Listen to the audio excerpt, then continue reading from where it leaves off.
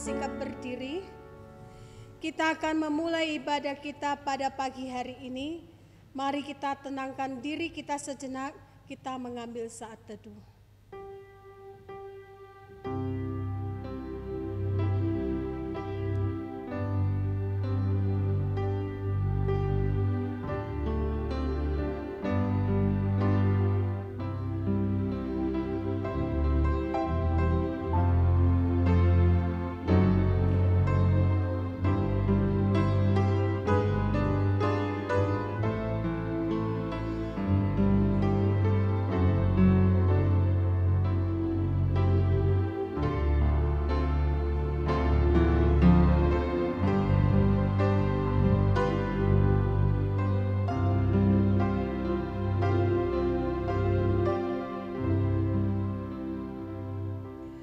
Marilah kita mengarahkan hati kita kepada Tuhan dan beribadahlah kepadanya dengan sikap penyembahan, dengan meyakini bahwa pertolongan ibadah kita pada pagi hari ini datangnya dari Allah yang menciptakan langit dan bumi serta segala isinya, dan yang tidak pernah meninggalkan hasil perbuatan tangannya.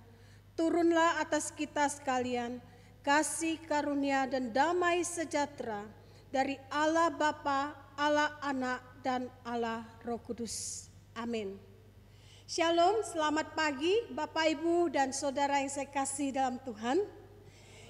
Kita bersyukur kalau kita bisa melewati dua bulan, ya, Januari, Februari, dan kita sudah memasuki bulan yang ketiga di hari yang ke-8.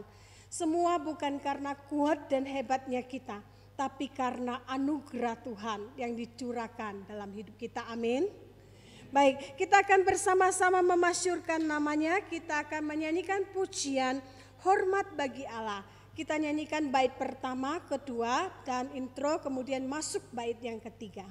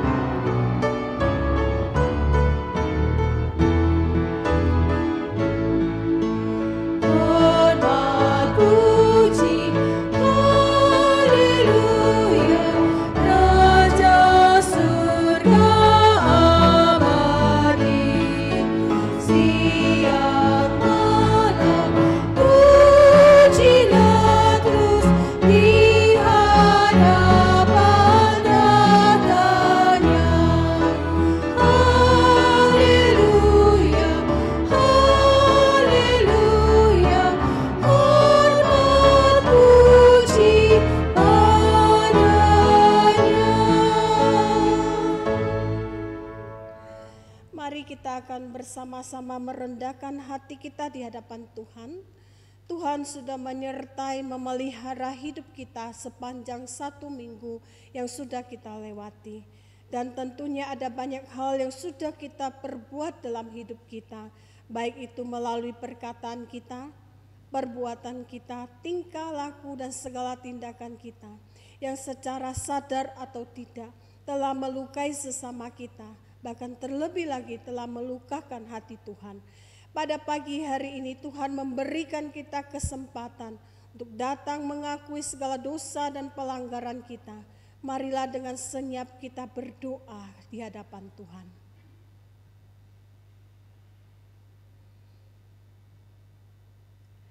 Saat ini kami datang kepadamu ya Tuhan.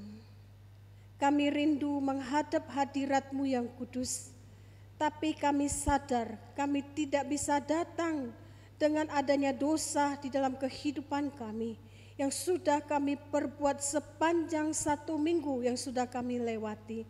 Baik itu melalui pikiran kami, perkataan kami, perbuatan kami, tingkah laku dan segala tindakan kami yang telah kami lakukan baik secara sadar atau tidak telah melukai sesama kami dan terlebih lagi telah melukakan hati Tuhan.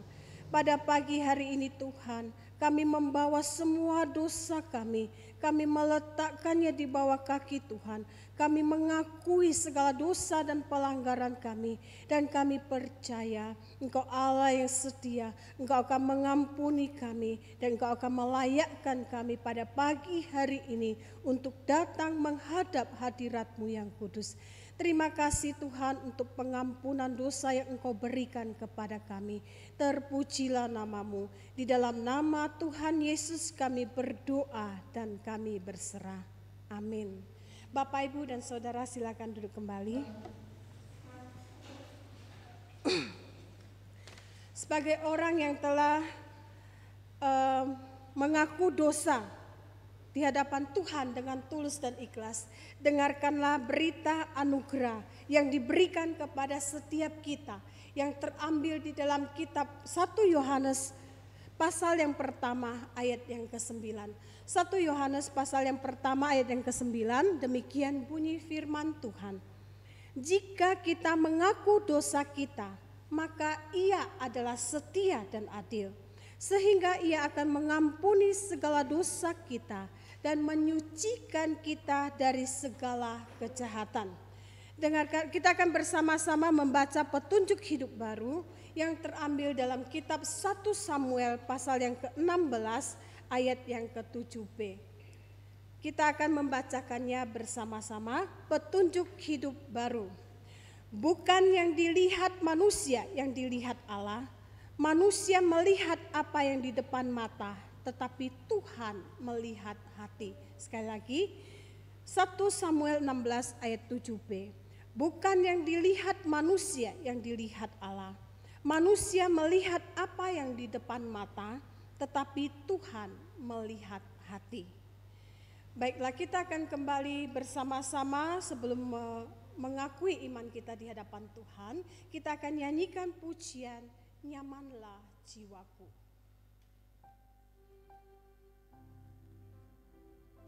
Bait yang ketiga kita nyanyikan dengan sikap berdiri.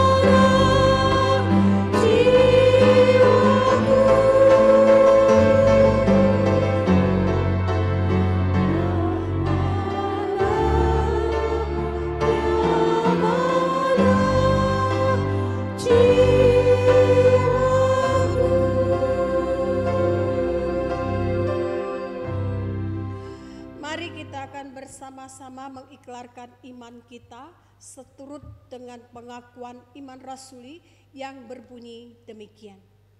Aku percaya kepada Allah, Bapa yang Maha Kuasa, Khalik langit dan bumi, dan kepada Yesus Kristus, Anaknya yang tunggal Tuhan kita, yang dikandung dari Roh Kudus, lahir dari anak darah Maria, yang menderita sengsara di bawah pemerintahan Pontius Pilatus, disalibkan, mati dan dikuburkan, turun ke dalam kerajaan maut, pada hari yang ketiga bangkit pula dari antara orang mati, naik ke surga, duduk di sebelah kanan Allah, Bapa yang Maha Kuasa, dan dari sana Ia akan datang untuk menghakimi orang yang hidup dan yang mati.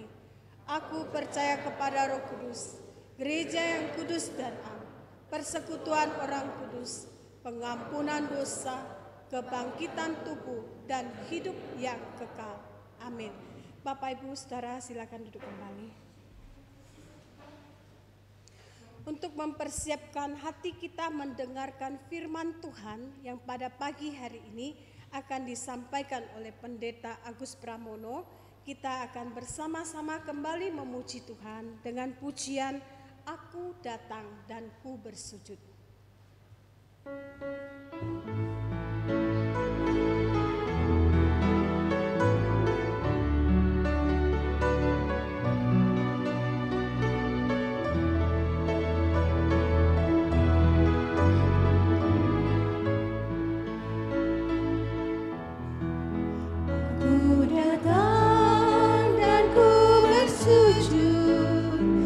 Di hadapan-Mu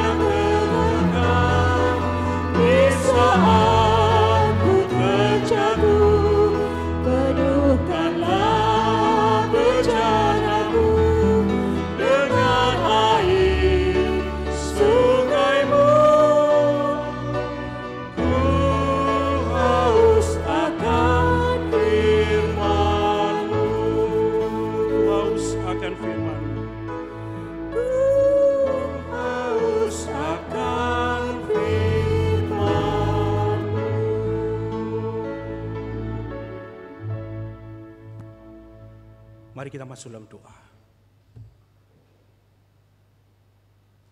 Tuhan, kiranya seperti pujian yang mengantar kami untuk masuk di dalam perenungan firman-Mu. Kami haus akan firman-Mu. Dan kiranya firman-Mu merubahkan sikap hati kami yang tidak berkenan di hadapan-Mu. Yang selama ini secara sadar atau tidak sadar kami sedang hidupi. Kiranya firman-Mu juga memanggil kami. Jikalau Kau dapati kami layaknya domba-domba yang tersesat, yang jauh daripada pimpinan-Mu. Dan kiranya firman-Mu yang kembali menguatkan kami, tatkala kami tidak berdaya bahkan jatuh. Kami berdoa, kiranya Roh Kudus yang hadir di tengah-tengah ibadah kami, memimpin, memberkati, dan menolong setiap kami semua di dalam kami mendengar pemberitaan firman. Ini doa kami Tuhan. Kami haus akan firman. Dan penuhilah bejana hati kami dengan aliran sungai air kehidupan melalui firman. Di dalam nama Tuhan Yesus kami berdoa berserah. Amin. Shalom Bapak Ibu dan Saudara yang dikasihi dalam Tuhan. Ya, kita bersyukur karena kita boleh kembali mengawali untuk ibadah onsite walaupun dengan terbatas yang hadir 50 jemaat di dalam ibadah setiap kali minggu yang ada. Dan juga ada melalui live streaming sehingga jemaat-jemaat yang tidak bisa hadir di gereja karena adanya larangan dari pemerintah berkenaan dengan protokol kesehatan usia, harap sabar menunggu, tetap setia mengikuti ibadah di rumah dengan penuh sukacita, dan kiranya dengan pendistribusian vaksin yang sedang terus dikerjakan, ya kedepannya kita akan kembali bisa beribadah secara normal. Ya, yang di rumah tetap semangat, tetap sukacita di dalam beribadah. 1 tahun kita, ya Indonesia khususnya, kalau dunia lebih dari 1 tahun mengalami pandemi COVID, ya, sehingga ada beredar di WA hari ya bulan ini Tante Corona ulang tahun, ya kita doakan nggak panjang umur, ya cepat selesai, cepat menyingkir dari Indonesia melalui ya vaksin itu ya, karena mungkin untuk menyingkirnya dilawan dengan keberadaan vaksin-vaksin itu. Puji Tuhan juga kami hamba Tuhan GKT 1 sudah menerima vaksin yang pertama, nanti tanggal 18 kami akan mendapatkan vaksin yang kedua itu. Mari kita akan sama-sama kita buka bagian firman Tuhan yang terambil dari Matius pasal yang ke-23. Matius pasal yang ke-23. Sebetulnya untuk lebih jelasnya dibaca ayat yang pertama sampai 36. Tapi tentunya tidak memungkinkan untuk kita baca secara keseluruhan. Saya ajak kita memperhatikan ayat yang pertama sampai ayat yang ketiga, yang setidaknya akan menolong kita. Ketiga ayat itu menjadi pengantar untuk kita bisa mengetahui secara keseluruhan ayat yang pertama sampai 36. Matius 23 ayat yang pertama sampai ayat yang ketiga. Maka berkatalah Yesus kepada orang banyak dan kepada murid-muridnya, katanya, ahli-ahli Taurat dan orang-orang Farisi telah menduduki kursi Musa. Sebab itu turutilah dan lakukanlah segala sesuatu yang mereka ajarkan kepadamu. Tetapi janganlah kamu turuti perbuatan-perbuatan mereka, karena mereka mengajarkannya, tetapi tidak melakukannya. Bapak, Ibu, dan Saudara yang dikasihi dalam Tuhan, pemerintah dan juga segenap rakyat Indonesia saat ini tengah dihadapkan dengan persoalan yang harus segera ditangani secara serius. Tidak hanya berkenaan dengan krisis kesehatan ataupun krisis ekonomi akibat dari pandemi COVID-19. tetapi juga berkenaan dengan paham radikalisme. Itu menjadi ancaman yang serius bagi kehidupan berbangsa dan bernegara. Dari tribunnews.com itu menyatakan, mengkonfirmasi bahwa 10 tahun terakhir ini radikalisme itu tidak muncul hanya pada institusi pemerintah, tetapi juga muncul juga di institusi pendidikan. Bahkan yang mengkhawatirkan dan yang memprihatinkan, radikalisme itu juga muncul di bidang agama.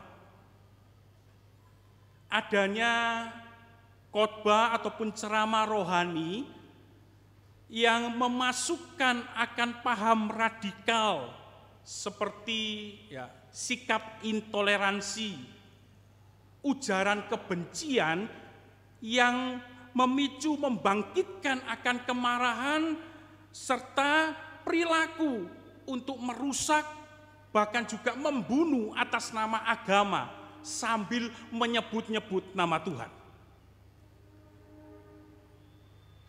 Kehidupan keagamaan yang rohani, yang baik, yang sejuk, malah mempertontonkan akan perilaku yang duniawi. Itulah yang saya sebutkan dengan kerohanian yang duniawi. Saudara, kenyataan itu tidak terjadi hanya pada golongan kalangan agama-agama lain. Di dalam kekristenan juga kita menjumpai hal itu. Kerohanian yang duniawi juga tidak menutup kemungkinan itu terjadi di kalangan rohaniawan. Seperti yang dinyatakan, yang disebutkan oleh Tuhan Yesus, yaitu ahli Taurat dan orang Farisi. Mereka adalah kalangan, golongan rohaniawan yang terpandang, serta dianggap sangat rohani dan suci pada saat itu. Namun apa yang nampak rohani di luar, ternyata tidak demikian di dalamnya. Salah satu kecaman yang diberikan oleh Tuhan Yesus yang terdapat di ayat 27 dan 28, Tuhan Yesus mengatakan demikian.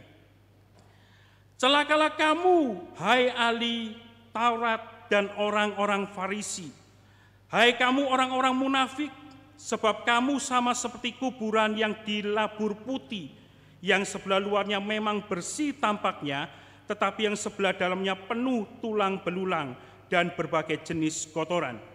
Demikian jugalah kamu, di sebelah luar kamu tampak benar di mata orang, tetapi di sebelah dalam kamu penuh kemunafikan dan kedurjanaan. Saudara kasih dalam Tuhan, yang dikecam oleh Tuhan Yesus itu bukan soal profesinya sebagai ahli Taurat atau Farisi. Yang dikecam Tuhan Yesus adalah kehidupan kerohaniannya yang munafik, palsu. Terlihat rohani, tapi aslinya itu duniawi. Di dalam Matius 23 ayat yang pertama sampai ayat yang ke-36, setidaknya kita melihat ada 3 sikap yang dinyatakan akan keberadaan mereka yang tampak rohani itu, tapi sesungguhnya adalah duniawi. 3 sikap yang mengungkapkan akan keduniawian mereka yang terbungkus secara rapi dalam kerohanian itu. Yang pertama, saudara, mereka tidak melakukan kebenaran yang mereka pahami, yang mereka ketahui. Mari kita akan perhatikan ayat yang ketiga. Sebab itu turutilah dan lakukanlah segala sesuatu yang mereka ajarkan kepadamu. Tetapi janganlah kamu turuti perbuatan-perbuatan mereka, karena mereka mengajarkannya tetapi tidak melakukannya. Saudara, ahli Taurat dan orang Farisi Mereka tahu, bahkan dikatakan ahli di dalam hal Taurat ataupun firman Tuhan kalau saat ini. Sehingga mereka mampu untuk mengajar Taurat. Tetapi pengetahuan dan pemahaman mereka yang mereka miliki itu tidak selaras dengan perbuatan mereka.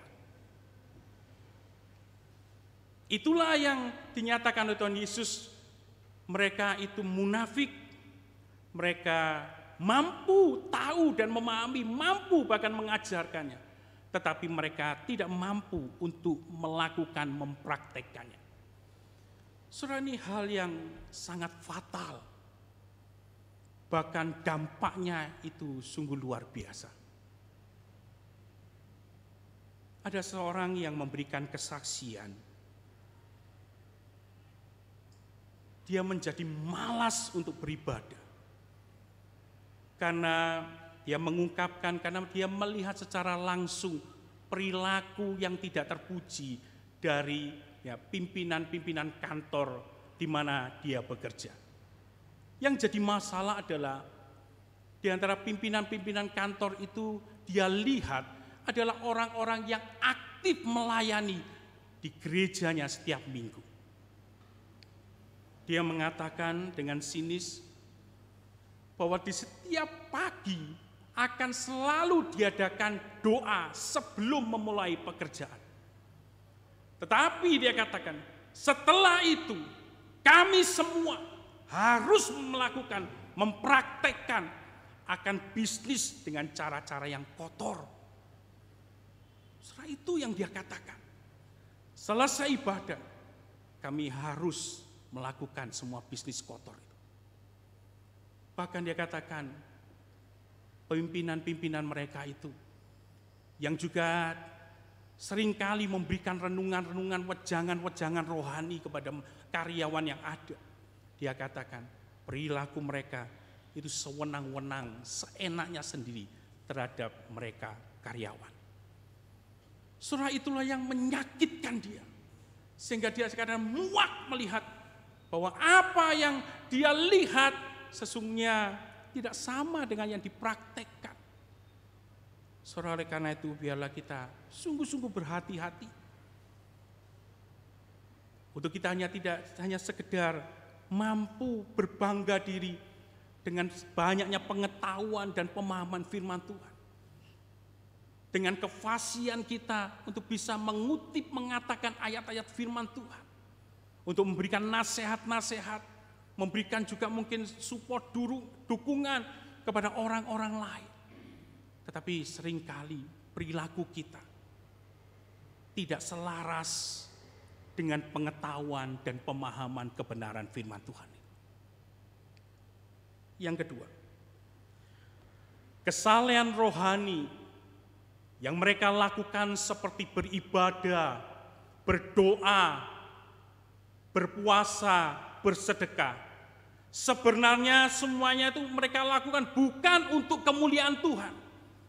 Tapi mereka lakukan itu semuanya untuk kepentingan diri mereka sendiri. Agar mereka dipuji dan dihormati orang. Surah itulah kita lihat di ayat yang ke-5 sampai ayat yang ke-7. Semua pekerjaan yang mereka lakukan hanya dimaksud supaya dilihat orang. Mereka memakai tali sembahyang yang lebar dan jubah yang panjang. Mereka suka duduk di tempat terhormat dalam perjamuan dan di tempat terdepan di rumah ibadat. Dan mereka suka menerima penghormatan di pasar dan suka dipanggil rabi. Kesalehan rohani untuk kepentingan diri itu terjadi sampai saat ini, bahkan akan terus berkelanjutan di dalam sejarah kehidupan manusia. Saudara, hal itulah yang dikritisi oleh lagu rohani dengan judul Seharusnya Ku Datang. Di dalam lirik lagu yang berjudul Seharusnya Ku Datang, di situ dikatakan, seringkali ku datang Tuhan hanya karena sejuta keluhan. Seringkali kita datang kepada Tuhan itu karena apa? Banyak keluhan. Keluhan karena permasalahan kesehatan kita yang tidak terselesaikan secara medis. Keluhan permasalahan akan kehidupan rumah tangga kita. Keluhan permasalahan akan bisnis pekerjaan kita. Keluhan permasalahan akan kehidupan sehari-hari kita, anak kita, dengan menantu kita, dengan mertua kita, dengan karyawan kita. Banyak hal yang sebenarnya menjadi alasan, itulah menjadi dorongan kita. Sehingga lirik lagu dikatakan, seringkali Tuhan, aku datang kepadamu hanya dengan sejuta keluhan. Tapi kalau tidak ada keluhan, seringkali kita juga meninggalkan Tuhan begitu saja. Bahkan ada lagu dunia juga mengkritisi, seandainya tidak ada surga dan neraka, apakah kita manusia tetap mencari Tuhan, tetap beribadah kepada Tuhan? Dan mungkin jawabannya tidak. Saudara, jujur, karena ada banyak keluhan, itu yang menjadi agenda kita untuk mendorong kita untuk mencari Tuhan, mendorong kita untuk datang kepada Tuhan. Karena keluhan-keluhan itu yang kita bawa kepada Tuhan dan kita minta Tuhan untuk menyelesaikan semuanya itu. Seringkali aku berdoa hanya untuk tidak dicela. Kita berdoa bukan karena kita sedang membangun sebuah hubungan persekutuan dengan Tuhan yang kita kasih dan yang mengasihi kita. Tapi seringkali kita berdoa supaya apa? Terlihat saleh di hadapan orang-orang. Supaya kita tidak dicela. Kamu hamba Tuhan kok enggak berdoa? Kamu penatua, majelis, aktivis, pelayan kok enggak berdoa? Oh papa mama kamu kok enggak berdoa? Supaya kita takut dicela orang. Sudah sekian lama jadi orang Kristen kok enggak berdoa? Tapi sejujurnya bukan sebuah kerinduan. Bukan sebuah ucapan terima kasih kita. Tatkala kita mungkin doa makan, Tuhan aku bersyukur. Kalau saat ini aku masih bisa Engkau berikan berkat untuk aku nikmati. Untuk bisa Kau berikan kemampuan, aku tuh bisa. Bukannya sekedar melihat, tetapi bisa mengecap, menikmati akan berkat. Tapi seringkali kita lakukan, kita berdoa supaya orang tidak mencela diri kita. Seringkali kita rajin beribadah hanya untuk ingin diberkati.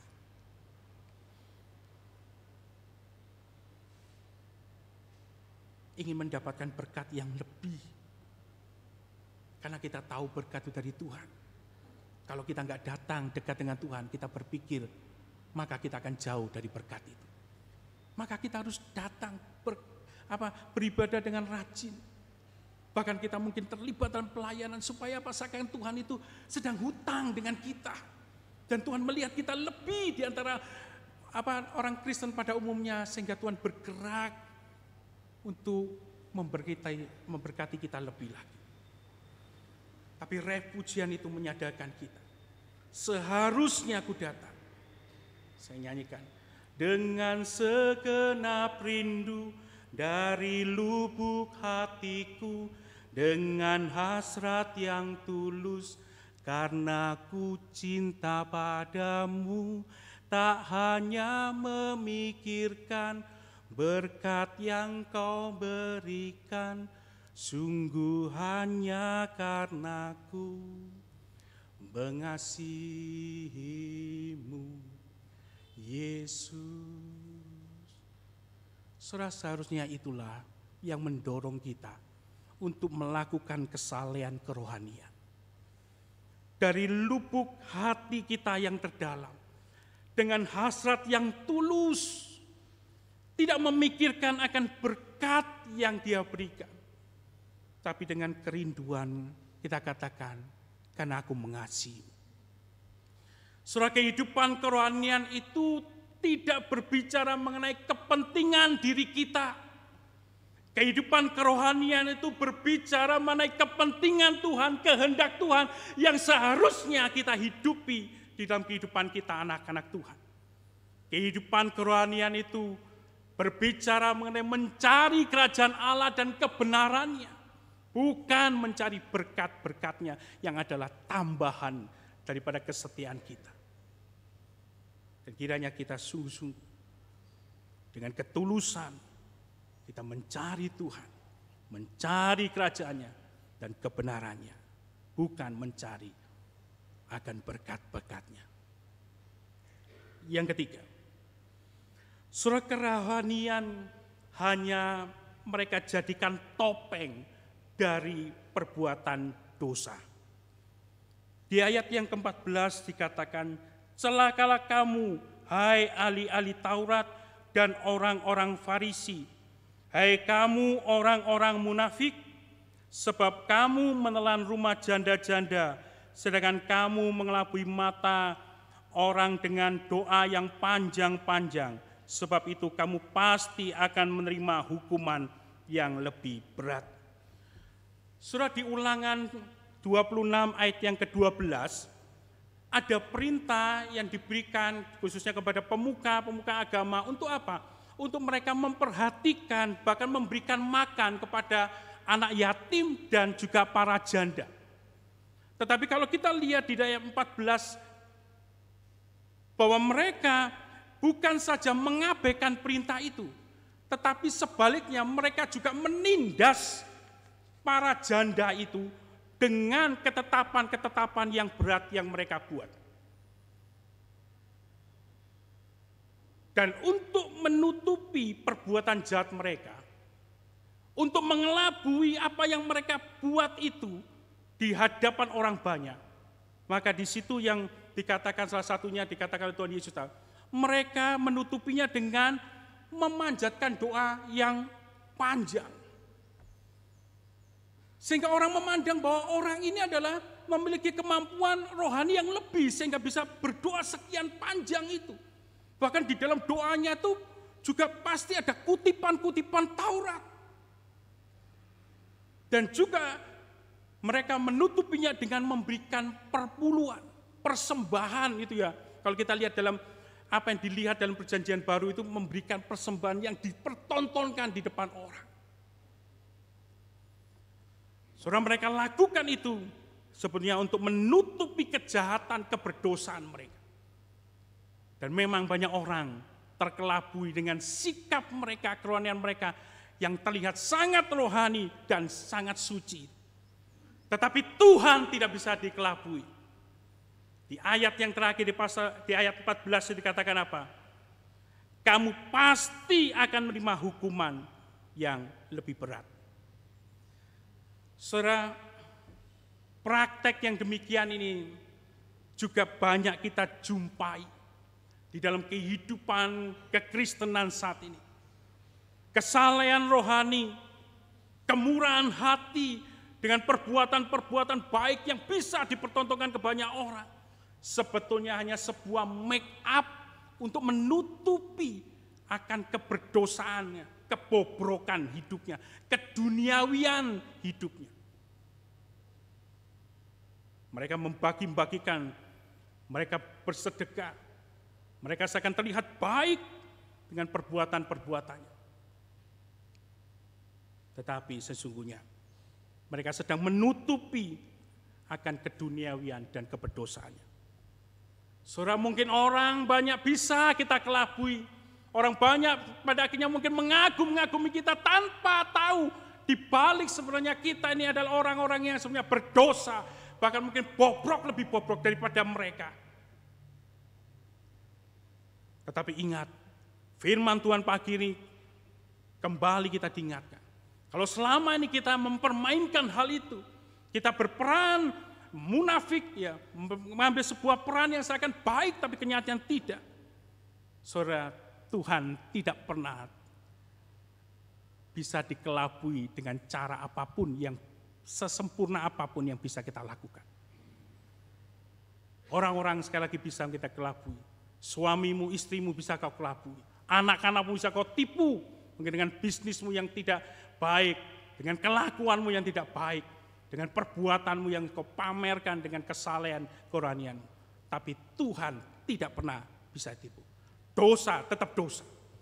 Dosa pada akhirnya itu akan berakibat pada hukuman Tuhan. Kalau selama ini kita mungkin katakan, kok tidak ya Tuhan? Kok belum ya Pak? Saudara, pasti yang saya katakan. Kalau belum, marilah pagi hari ini kita kembali mengakui keberdosaan kita.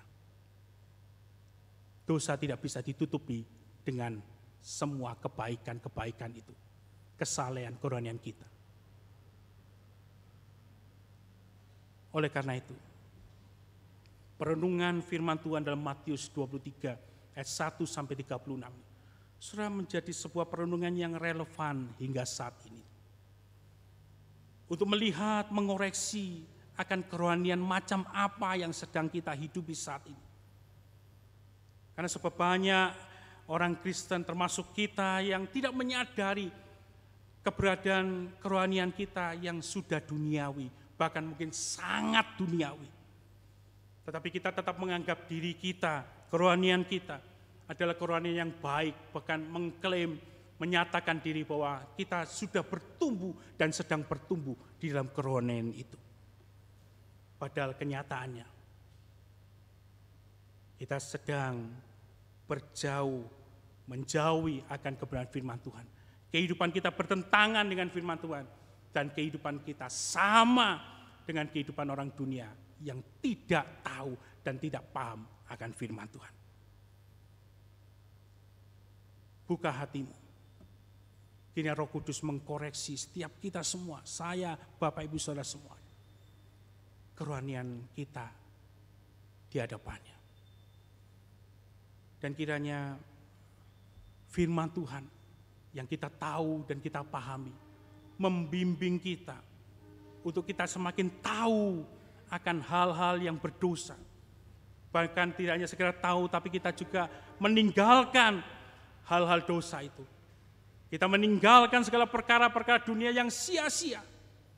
Dan kita dibimbing dengan firman Tuhan yang kita ketahui dan kita pahami. Untuk kita terus hidup semakin memuliakan Tuhan.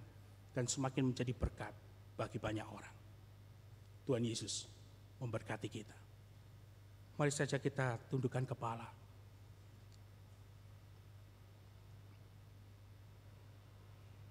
Biarlah firman terus berbicara di dalam hati kita. Biarlah Roh Kudus menyingkapkan apa yang menjadi kerohanian kita saat ini. Janganlah engkau membangun kerohanian yang palsu, yang hanya tahu dan paham banyak firman Tuhan, tetapi kelakuanmu tidak selaras dengan pengetahuan dan pemahaman firman itu. Jangan kau bangun kerohanian yang sekedar hanya ingin dilihat baik oleh banyak orang, tetapi engkau sedang menipu Tuhan.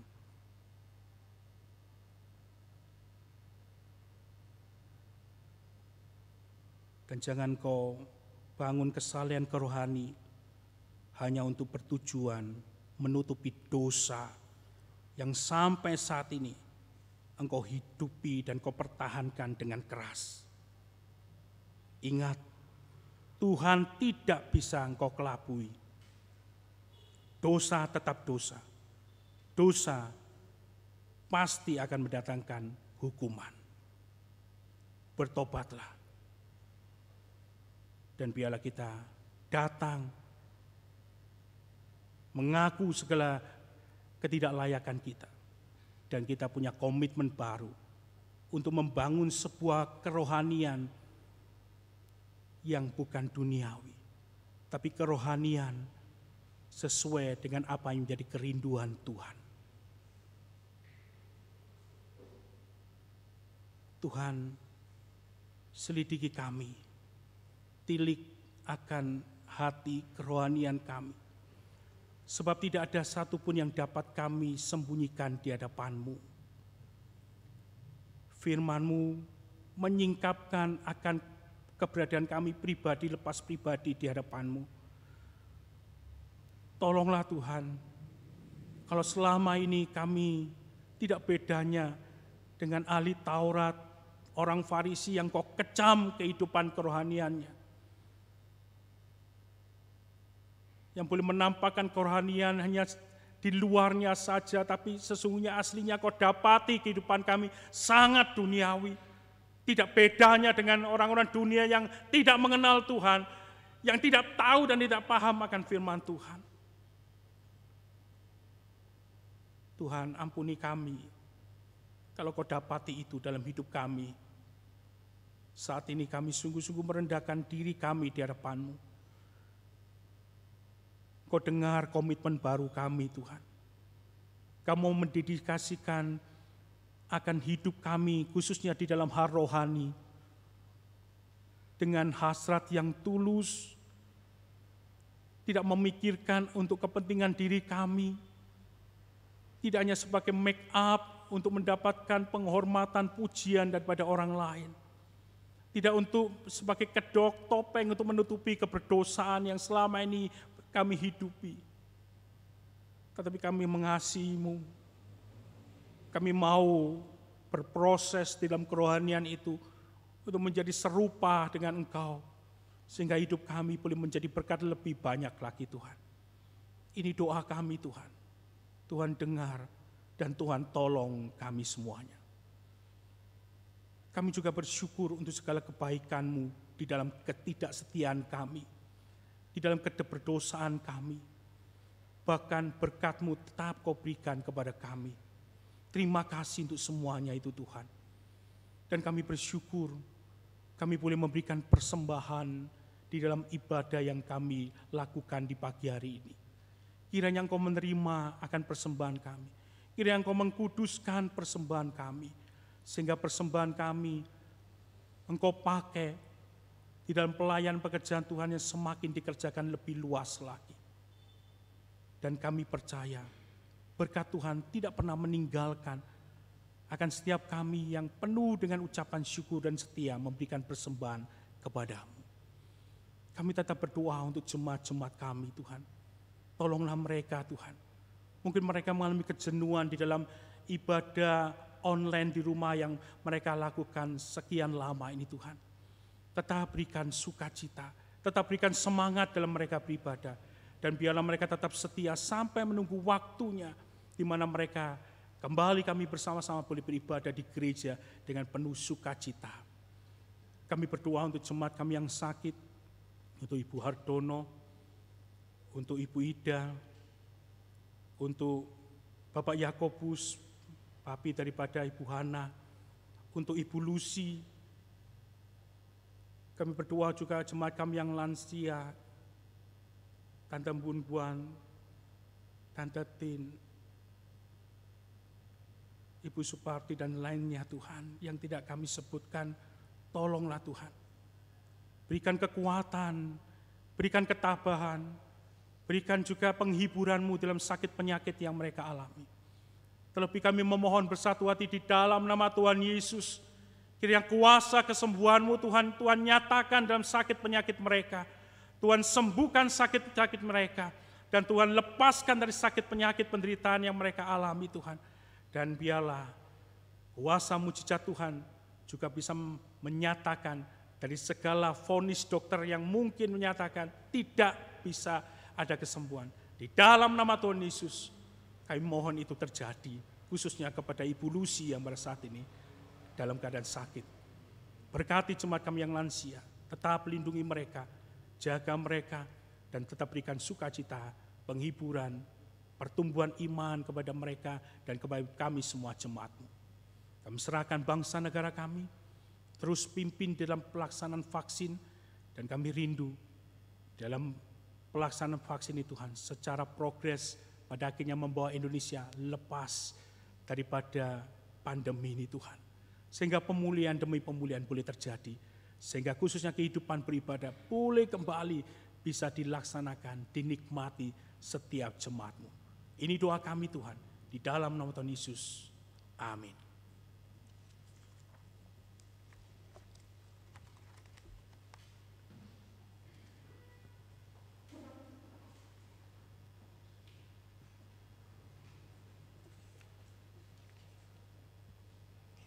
Terima kasih kepada Pendeta Agus Pramono yang telah membagikan berkat firman Tuhan bagi kita semuanya. Biarlah firman Tuhan yang kita dengarkan tidak hanya sekedar kita dengarkan, tapi mari kita menghidupinya, kita menjadikan firman Tuhan sebagai pedoman dalam kehidupan kita. Saya melihat ada wajah baru mungkin bagi Bapak Ibu Saudara sekalian. Hari ini saya mengucapkan selamat datang dan selamat beribadah kepada Bapak Gunawan dan istri Ibu Vera Diana Lasih. Nah, mereka ini adalah jemaat GKT Sidoarjo tapi sudah berdomisili di Sawo Jajar dan akan menjadi anggota GKT 1. Ya, saya mengundang Bapak Gunawan dan istri untuk berdiri. Terima kasih, selamat bergabung dengan kami, Tuhan memberkati.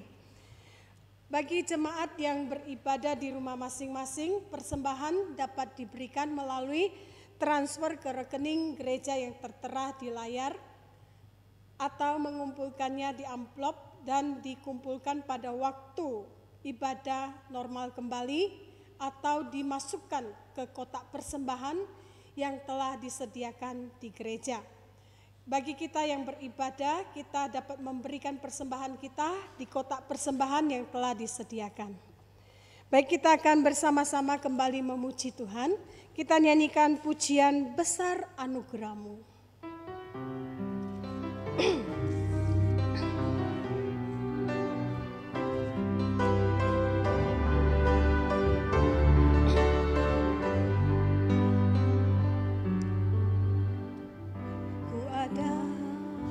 Sebagaimana ku ada, berdiri menghadap takhta-Mu Bapa, semua karena anugerah-Mu yang telah selamatkanku. Ku hidup dalam segala kelimpahan, ku layak untuk melayani Tuhan. Semua karena anugerah-Mu tercurah bagiku. Besar anugerah-Mu, berlimpah kasih-Mu, semakin hari semakin bertambah. Besar anugerah-Mu.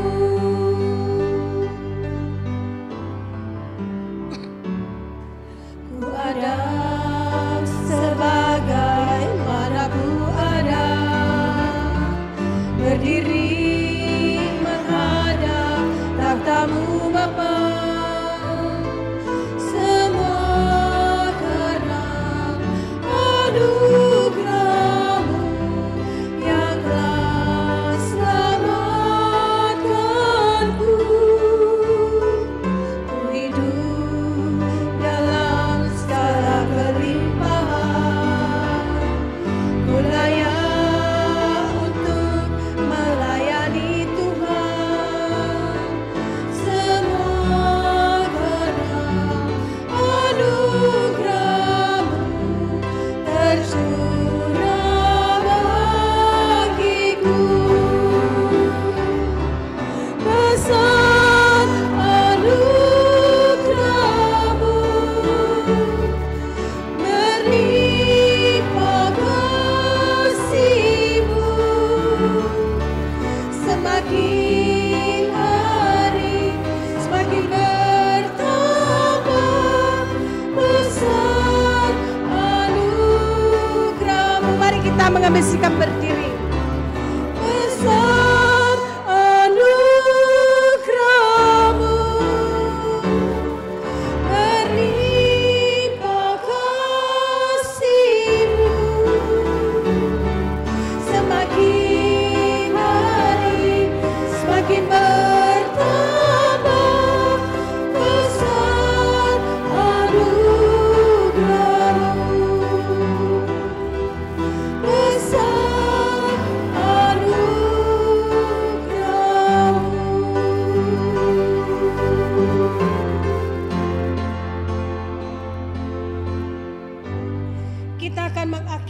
ibadah kita nyanyikan pujian doksologi, kemudian doa berkat akan disampaikan oleh Pendeta Agus Pramodo, dan kita akhiri dengan pujian amin.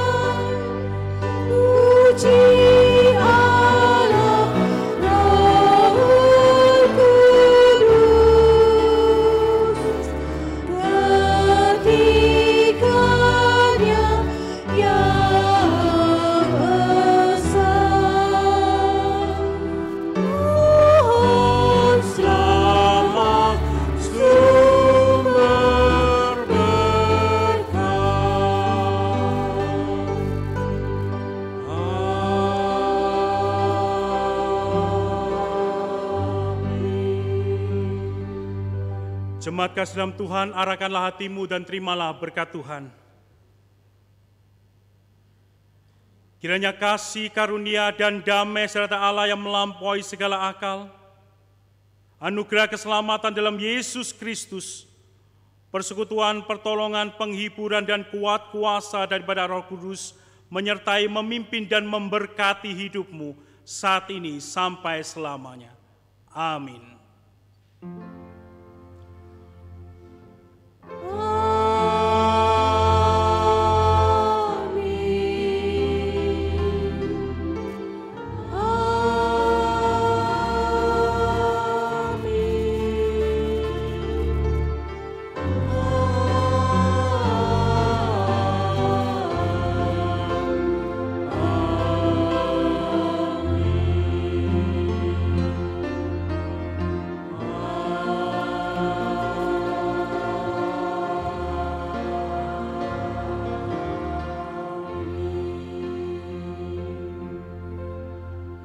Silakan duduk, mari saat teduh ibadah selesai, Tuhan Yesus memberkati.